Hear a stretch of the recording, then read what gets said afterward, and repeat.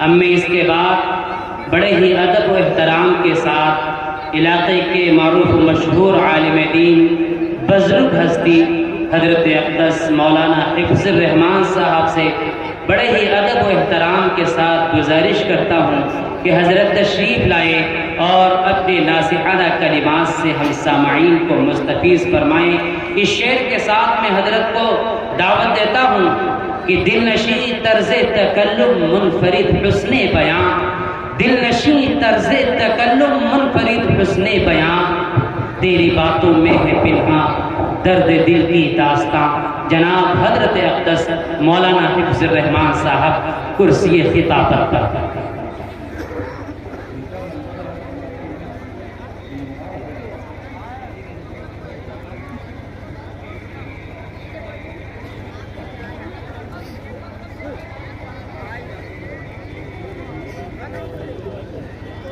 بسم اللہ الرحمن الرحیم، الحمدللہ وکفی وسلام علی عبادہ الذین اصطفیٰ، اما بعد، فاعوذ باللہ من الشیطان الرجیم، بسم اللہ الرحمن الرحیم۔ یا ایھا الذین آمنوا آمنوا وقال النبی صلی اللہ علیہ وسلم انما الاعمال بالنیات وانما لامرئ ما نوى فمن كانت هجرته لدنيا يصيبها أو امرأة يتزوجها فهجرته إلى ما هاجر إليه أو كما قال عليه الصلاة والسلام۔ وقال النبي صلى الله عليه وسلم كن عالما أو متعلما أو مستمعا أو كما قال النبي صلى الله عليه وسلم۔ میرے محترم بزرگوں، دوستو، اللہ رب العزت کا بہت بڑا کرم، اس کا احسان کہ اللہ پاک نے ہم سب کو ایک جگہ جڑ کر کے بیٹھنے کی توفیق عطا فرمائی۔ اللہ پاک سے دعا کریں کہ اللہ ہم سب کو ایک اور نیک بنا دے۔ کیا بنائے بھائی؟ اللہ ہم سب کو ایک اور نیک بنائے۔ شاعر نے کہا ہے اگر ایک ہو جائیں تو بن سکتے ہیں خورشیدیں، اگر ایک ہو جائیں تو بن سکتے ہیں خورشیدیں مبیں، ورنہ ان بکھرے ہوئے تاروں سے کیا بات کریں۔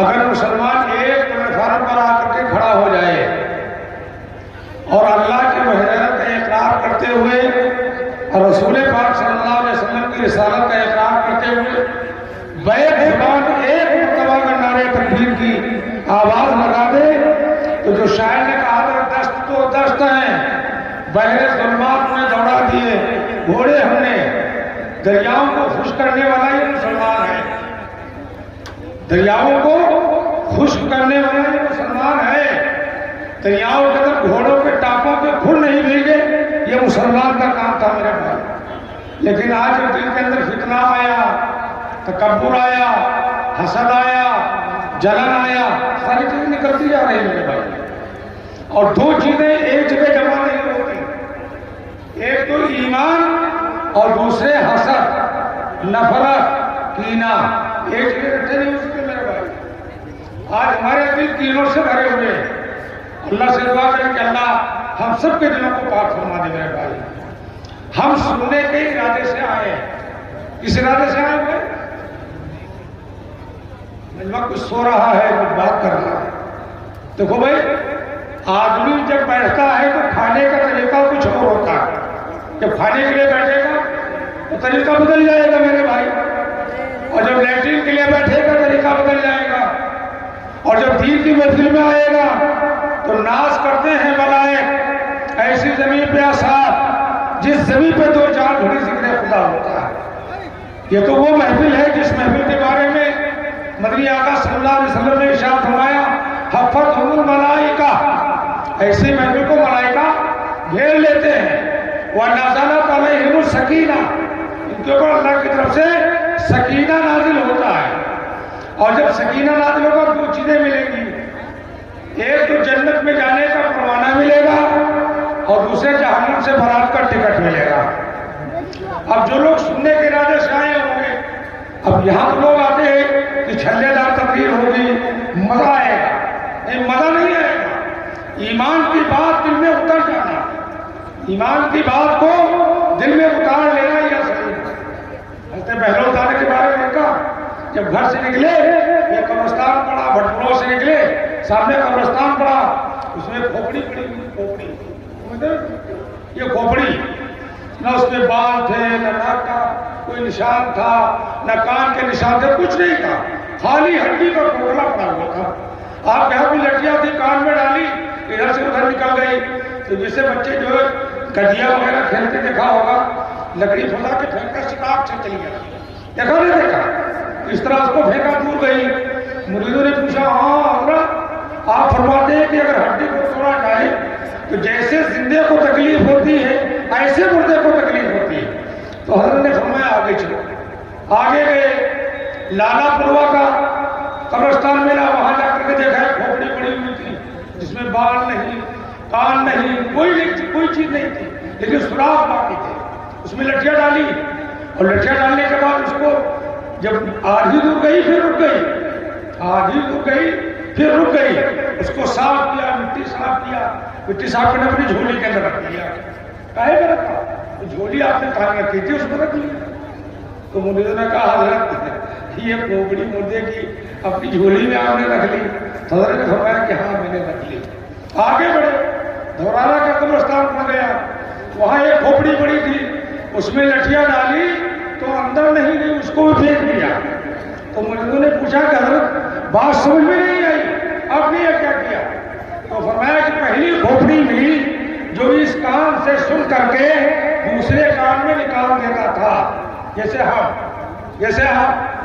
ہمارا یہاں مطلب ہے ہم سننے کے لیے آتے ہیں، لیکن یہاں سے جائیں گے کچھ نہیں، خالی آپ اگر پوچھا جائے کون سی قرآن کی آیت پڑھی گئی، کون سی حدیث پڑھی گئی، آدمی خاموش ہو جاتا ہے کہ ہمیں تو پتہ نہیں، یہاں تھا ہی نہیں، یہاں تھا ہی نہیں۔ تو اب یہ ہے وہ کھوپڑی جو ادھر سے ادھر نکل جاتی ہے، اس کو میں نے پھینک دیا۔ کہا دوسری کھوپڑی وہ ہے کہ اس کام سے جن لوگوں نے وضو کیا ہوگا، وضو میں دعا پڑھی ہوگی، وضو کرتے رہتے، ارے وضو کرتے ہیں آپ پیچھے والے سمجھ رہے ہیں کہ ہم کو دکھائی نہیں دے رہا، ہم چھٹی پا رہے ہیں۔ دیکھو علماء کو بلانے کا مقصد یہ ہوتا ہے ان کی باتوں کو سننا، یہ تو مطلب ہوتا ہے، اور سن کر کے عمل کرنا، اصل عمل ہے۔ تو جن لوگوں نے وضو کیا ہوگا، وضو کے درمیان دعا پڑھی ہوگی، دعا یاد ہے بھیا؟ دعا یاد ہے؟ اللہم اجعلنی من الذین یستمعون القول فیتبعون احسنہ۔ اے اللہ پاک جو بات سنے ان میں جو نیک ہو اللہ عمل کی توفیق عطا فرمائے۔ جن لوگوں نے یہ کہا ہوگا تو ان کی کھوپڑی وہ ہے کہ اس کان سے سن کر کے اور دل کے اوپر انہوں نے جما لیا ہوگا، یہ کھوپڑی کا ہے۔ اور تیسری کھوپڑی وہ ہے کہ اس کے اندر کوئی چیز جاتی ہی نہیں ہے، کانہم کاعین لا یبصرون بہا ولہم آذان لا یسمعون بہا ولہم قلوب لا یفقہون بہا۔ کانوں سے بہرے، آنکھوں سے اندھے اور دل کی پر مہر لگ گئی۔ وہ کون ہے؟ 14 صدی کا یہ مسلمان۔ توبہ کرو، اللہ کے سامنے رو، اللہ کے سامنے گڑ گڑاؤ۔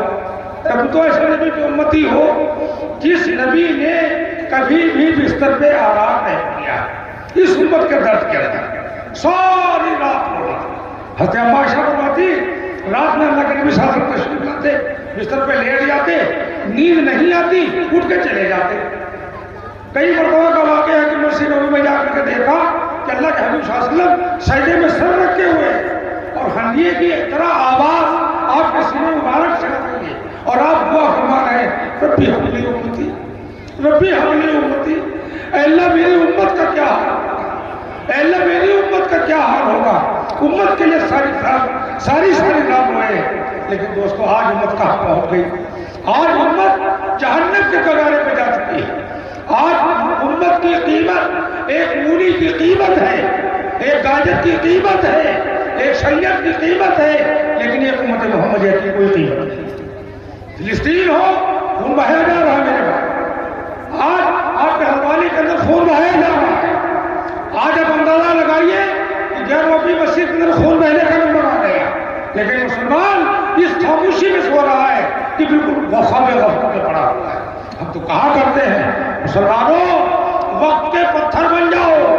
اگر کوئی ٹھوکر مارے تمہارا پیر ٹوٹ جائے, اگر ہاتھ مارے ہاتھ ٹوٹ جائے, اور ایک شعلہ بن کے دنیا کو دکھا دو کہ نگاہ ڈالو گے ہم تمہاری نگاہوں کو صرف کر دیں گے. جب مسلمان اس حیثیت کے اوپر آئے گا میرے بھائی, پھر مسلمان نہیں. آپ تو ایمان کا شائبہ ہمارے دل سے نکل کر کے باہر آ گیا.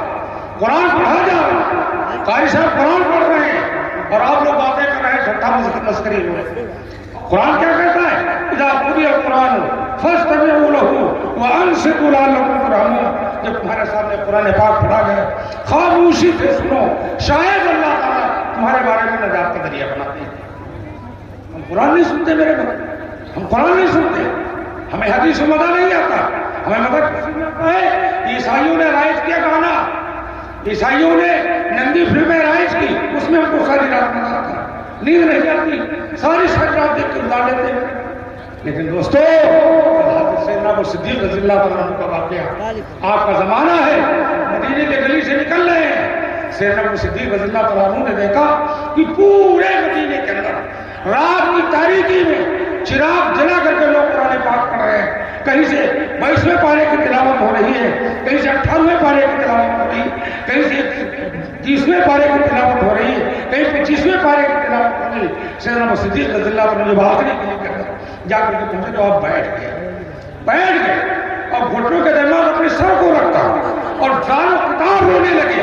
تو صحابہ نے پوچھا, اے سیدنا ابو صدیق, اے امیر المومنین خلیفۃ المسلمین, آپ رو کیوں رہے ہیں؟ آپ کو تو خوش ہونا چاہیے کہ گھر سے قرآن پڑھنے کی آواز آ رہی ہے. تو آپ نے فرمایا کو آپ کو قرآن کو پڑھنے کی آواز آ رہی ہے, ایک دن آئے گا, میرے نبی نے فرمایا ہے کہ ہر گھر سے کنگری کی آواز, بازی کی آواز آئے گی, ہر مکان سے گانے کی آواز آئے گی. تمہیں سمجھ لینا کہ قیامت قریب ہے. آج مسلمانوں قیامت آ چکی ہے, قیامت آ چکی ہے.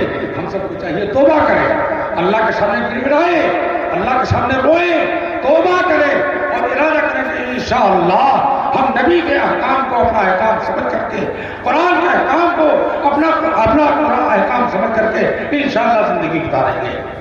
اسی کو حدیث کے اندر آیا ہے, حدیث کے اندر اللہ کے حبیب صلی اللہ علیہ وسلم نے فرمایا کن عالما او متعلما, یا تو تم عالم بن جاؤ یا تو تم عالم بن جاؤ. عالم بننا ہر ایک آدمی کی بس کی بات نہیں ہے, اتنا ضرور ہے. کن متعلما, یا تو سمجھ پڑھنے والے بن جاؤ, پڑھنے والے. اور ان کو کون پڑھائے گا؟ بوڑھے لوگوں کو ہم کو کون پڑھائے گا؟ ہم نے سمجھایا کہ مرغا نہیں بنائے گا, ڈنڈا نہیں مار پائے گا, ہاتھوں کو بنائے گا. پھر ان کے لیے مدرسہ چلا ہے, چل تم لوگ جس کو تبلیغی بات کہہ لیجیے, اس میں جا کر کے کلمہ صحیح کر لو, نماز صحیح کر لو, وضو کی دعائیں یاد کر لو, کرو گے نہ کرو گے انشاءاللہ. اور اگر کچھ نہ ہو سکے تو بنجہا مٹپروا کے مولانا جلال الدین کے خرچے کو دیکھ کر کے کہ جو مجمع افراد افریقہ میں لگا ہے تو خاموشی سے بیٹھ کر کے سنیں. کیا کریں؟ خاموشی سے بیٹھ کر کے علماء کی باتوں کو سنیں, اور جب علماء کی باتوں کو سنے گا تو شاید کوئی دل میں بات بن جائے جو ہمارے لیے نجات کا ذریعہ بن جائے. تو کریں گے انشاءاللہ. نمبر نہیں, ہم تو بے نمبر والے چلے آئے تھے دوسرے سننے کے ارادے سے, لیکن یہ سنانے کا نمبر نہیں. اس لیے بیان حضرات علماء کرام جو اکادمی نے لکھا ہوگا تو آپ سب سے پہلا وعدہ کریں کہ آپ عالم نہیں بن سکتے, طالب علم نہیں بن سکتے, تو کم سے کم سننے والے بنیں گے انشاءاللہ. اور ارادہ کریں کہ جو سنیں گے انشاءاللہ عمل کریں گے انشاءاللہ. جب اٹھاؤ انشاءاللہ.